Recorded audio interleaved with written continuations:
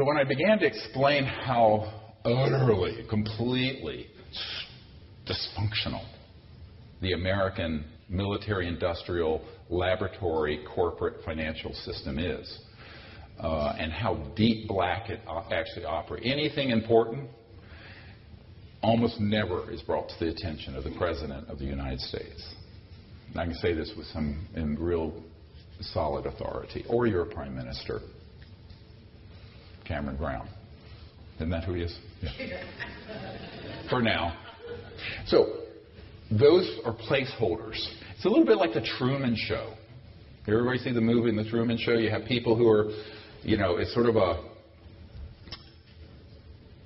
the thing with Jim Carrey where he's living this world and it all ends up to be a set and it's all fake. I don't know. It's a great movie to look. It's a great, interesting parallel to this. And so the Truman Show is pretty much what our normal political system is, including most of the good people who are in your Ministry of Defense, intelligence community, politicians, etc. It's an extremely tightly compartmented operation. It's been very well funded. The other part to understand is nothing important of any strategic significance is above the surface of the earth.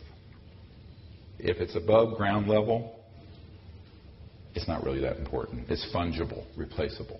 Everything critical is underground bases, all throughout the United States, Australia, Pine Gap, and also here in the UK. So anything that is critically important is not sitting above ground. You're not going to see it with a spy satellite. You're not going to see it from an aircraft. And access is multiple levels of entry. I've been in a couple places like this. So that's basically how it's managed.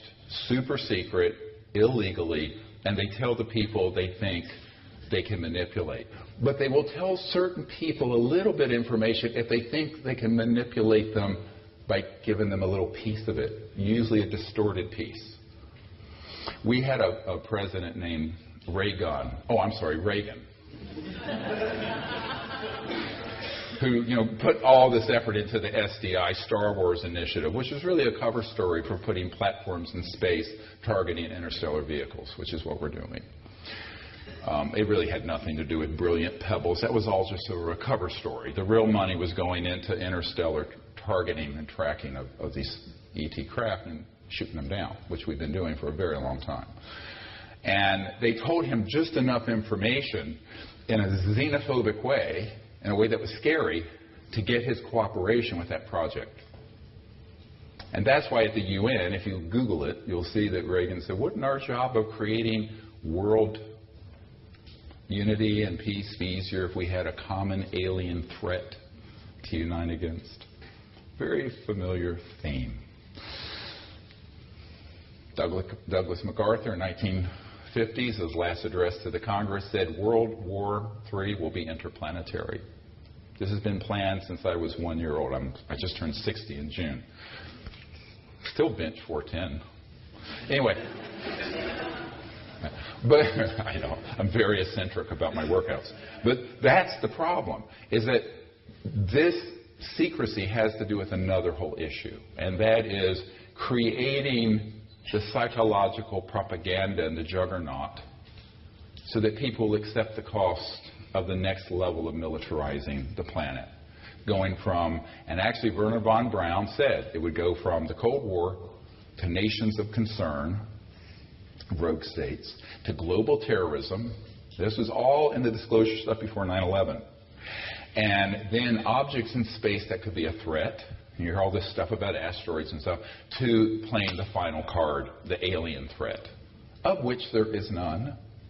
But it'd be great if people could be convinced there is, because they could support then, instead of $1 trillion a year coming into the military system, it could be $5 trillion or $6 trillion or $8 trillion, because the whole world, like the movie Independence Day, would unite. Let's kick alien butt.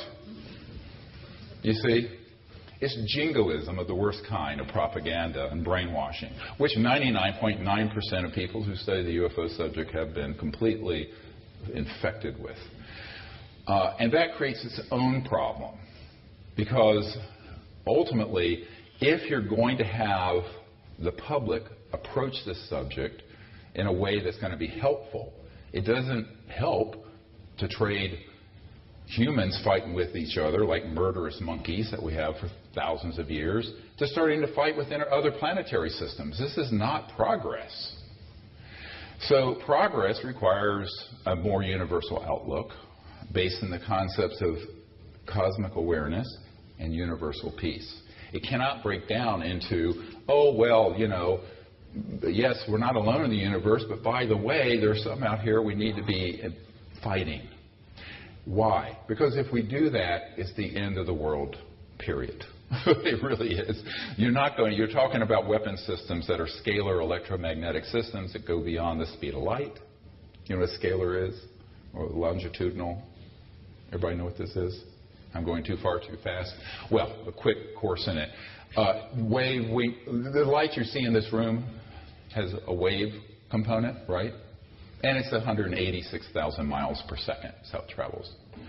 A longitudinal scalar is not a wave, but longitudinal in a point, and it's at multiples of the speed of light. You weaponize that, you got something. And the United States has weaponized it. So that's the systems that they're using to track, target interstellars as they come through the crossing point of light, step down from other dimensions into this dimension, hit it, boom, down they go. You hear of all these crash retrievals that have happened over the year. That's how they've happened. And I know exactly what the technologies are. I know men who've worked on the systems and operated them, much to their regret. And this then requires some people in governments and the grassroots to say, let's find a better way of making contact. Let's not recreate the mistakes of the last few thousand years, because a new era has opened, the hallmark of which is universal peace, not interstellar war. As great as that is for selling Hollywood movies, it's a very short future. Timeline, boom, stop. Right? Because we're not talking about these. You weaponize this kind of information and technology, it makes a hydrogen bomb look like a tinker toy. So we have got to understand that the existential crisis we have is really in consciousness and our social and spiritual development. But that has to be then applied into our policy. And what's beautiful about this is that even after explaining all this to the Ministry of Defense officials and their Air Force folks and intelligence officials in France, well, the first thing they said was, this is fantastic and terrible, when I explained the nature of secrecy in the United States, United Kingdom, and many other countries. And they said, but then they said, well, I don't know how much we can do. We'll do what we can. As soon as they faxed me information about what they wanted to do with our team to go and make contact, they got a call. Their ambassador from France to the United States got a rather nasty call, irate, said, what the hell do you think you're doing? And the ambassador from France to the United States said, well, we're planning to initiate this research project, but also a peaceful rapprochement with these interstellar visitors in a scientific but a visionary way, and we're cooperating with Dr. Greer and his team to do so. And the intelligence folks in the U.S. on the other side said, just stay away from any U.S. assets in any U.S. territory. And the guy said, look, it'll be on French soil, so bug off. And that's how that conversation went. But so there were all manner of delays, which when you see the translation of this letter, you'll see it. The Admiral Morin is apologizing for the delays because there's all this interference going on. You don't step onto this stage without, I mean, you're going to, anyway, you're going to have the whole thing coming at you like a freight train, which we have. But the French stayed true to their purpose, and we eventually did a fantastic CE5, Close Encounters of the Fifth Kind event. Now, was anyone there in France in 2010 or 11? Yeah?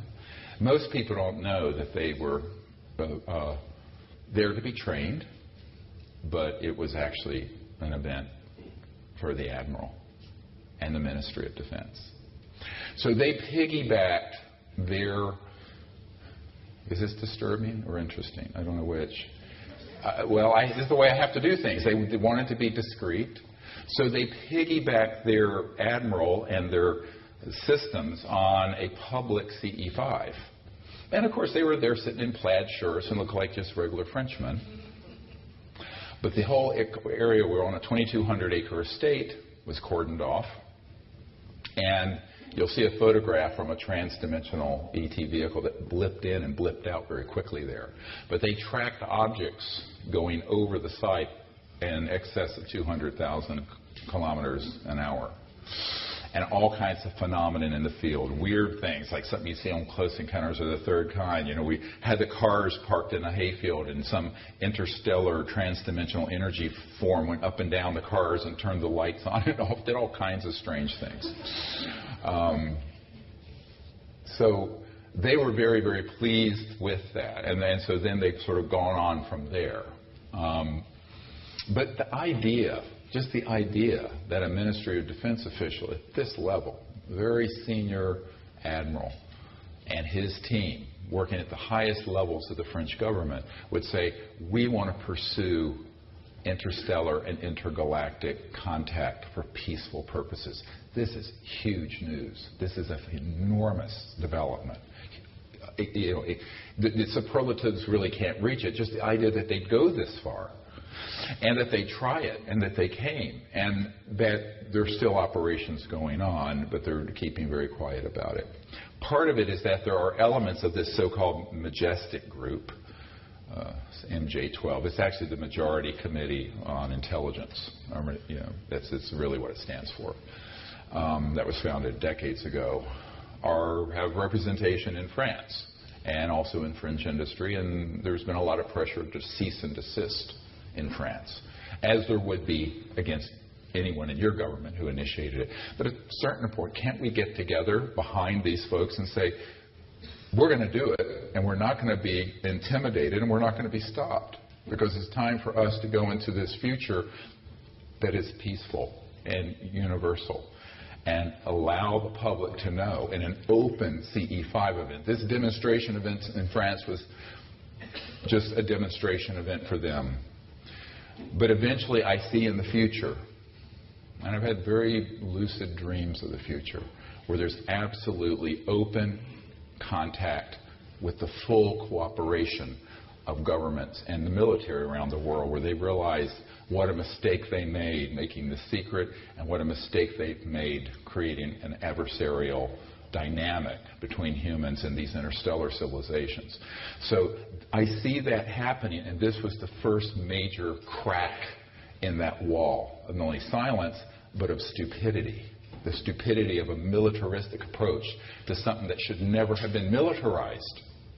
Never should have been militarized. And, there's a senator in America named Barry Goldwater, who's passed away. He ran for president in 1964.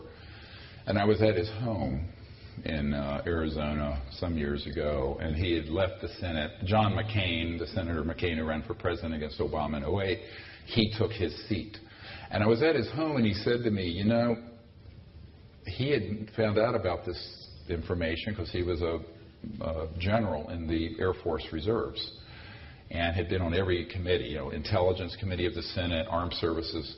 He says, but I never got anything official about it. I only found out about from pilots and whatnot. I said, yeah, of course. They're not going to tell you at the Senate Intelligence Committee. They're never going to brief you on this.